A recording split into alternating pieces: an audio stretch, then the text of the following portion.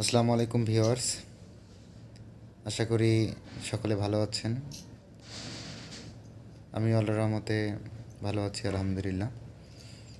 আজকে 26 জানুয়ারি 2024, মৎস্য অধিদপ্তরের অফিস সহকারী কাম কম্পিউটার মুদ্রাক্ষরিক পদের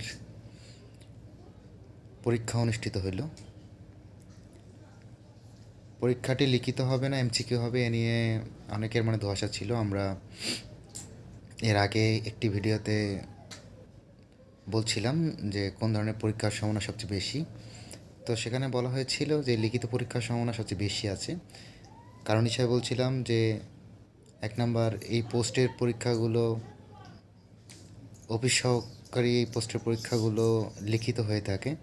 আর দ্বিতীয়ত, যেহেতু মৎস্য অধিদপ্তরের পরীক্ষা অনুষ্ঠিত হয়েছিল লাস্ট উইকে, সেখানে লিখিত পরীক্ষা নিচ্ছিল, সেই হিসাবে আমরা বলছিলাম যে এই পোস্টের পরীক্ষাটাও লিখিত হওয়ার সম্ভাবনা সবচেয়ে বেশি।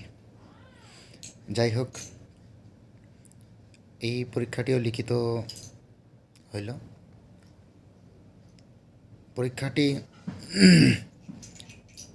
ছিল ঢাকার বিভিন্ন স্কুল কলেজে।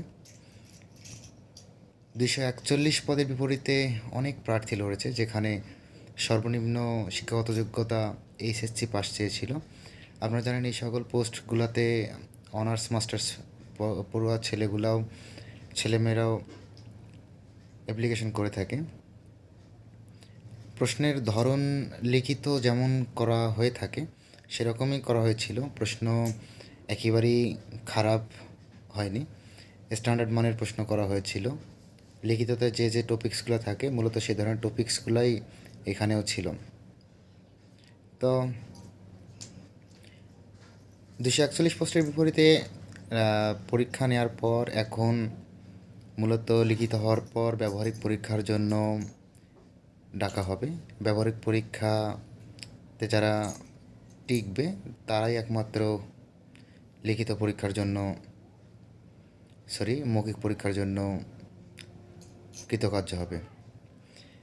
তো অনেকের মনে প্রশ্ন হলো যে লিখিত পরীক্ষায় কাটমার্ক কত হতে পারে। আসলে সঠিক করে তো বলা যায় না যে কাটমার্ক কত হতে পারে। তো আমরা এতটুকু অনুমান করতে পারি, যেহেতু প্রশ্ন অনেকটাই সহজ ছিল, সেহেতু 65+ বা 65 এরকম হলে প্র্যাকটিক্যাল পরীক্ষার জন্য টিকতে পারে আর কি, ডাকতে পারে। এরপর প্র্যাকটিক্যাল পরীক্ষা দেওয়ার পর দেখা যাবে যে ভাইবার জন্য ডাকছে। ভাইভাতে গেলে 75+ মার্কটা হয়তো সেফ জোনে থাকতে পারবেন, আশা করা যাচ্ছে। কারণ অনেকেই ভালো পরীক্ষা দেয় কিন্তু আসলে ব্যবহারিক পরীক্ষায় টিকতে পারে না। ব্যবহারিকে ফেল করলে তো ভাইবা ডাকবে না, সুতরাং ভালো পরীক্ষা দিয়েও কোনো লাভ হয় না। তো এই জন্য আমরা বলতে পারি যে 75 থেকে 80 এই মার্কগুলা চাকরি হওয়ার জন্য, আমি বলতেছি না যে চাকরি হবেই, রিজিক আল্লাহর হাতে। আল্লাহ যেভাবে যার যেখানে রিজিক লিখে রাখছে সেখানেই হবে। এছাড়াও একটা নিয়োগ দেওয়ার সময় শুধু মার্ক বেশি পাক না, অনেক কিছুই ফেভার করতে হয়, জেলা কোটা থাকতে হয়, অনেক কিছুই লাগে আর কি। তো যাই হোক, আমাদের এখানে মূলত কাটমার্ক 65 আমরা অনুমান করতে পারি যে এটা হলে হয়তো টিকতে পারবো আমরা প্র্যাকটিক্যালের জন্য। ব্যবহারিক পরীক্ষাটা হচ্ছে আমাদের স্পিডের উপরে। প্রতি মিনিটে আমরা জানি যেখানে চেয়েছিল নিয়োগ বিজ্ঞপ্তিতে প্রতি মিনিটে বাংলা 20টা এবং ইংলিশ 20টা বলা আছে। নিয়োগ বিজ্ঞপ্তির যে প্রজ্ঞাপন জারি হয় সেখানে বলা হয় যে প্রতিটি 5টি বর্ণ মিলে একটি ওয়ার্ড কাউন্ট হয়, এরকম করে নেওয়া হয়। 5% ভুল হলে আবার অকৃতকার্য বলে ঘোষণা করা হবে। সুতরাং আপনি অনেক লিখে আসলেন কিন্তু ভুল করে আসলেন 5%-এর বেশি, সেহেতু আপনি ফেল হবেন। আবার কম লিখে আসছেন, 20টার কম কিন্তু শুদ্ধ লিখে আসছেন, সেখানেও ফেল করার সম্ভাবনা সবচেয়ে বেশি।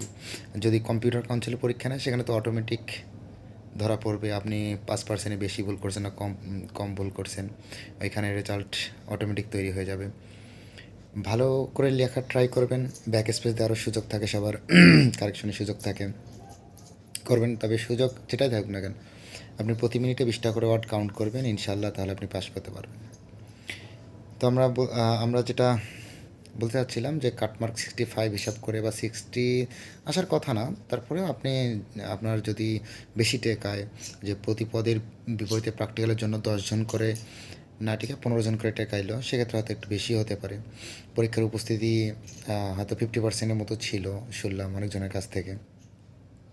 যেটাই হোক, আমরা স্ট্যান্ডার্ড মানের ধরলাম যে 65 এটা হতে পারে আর কি।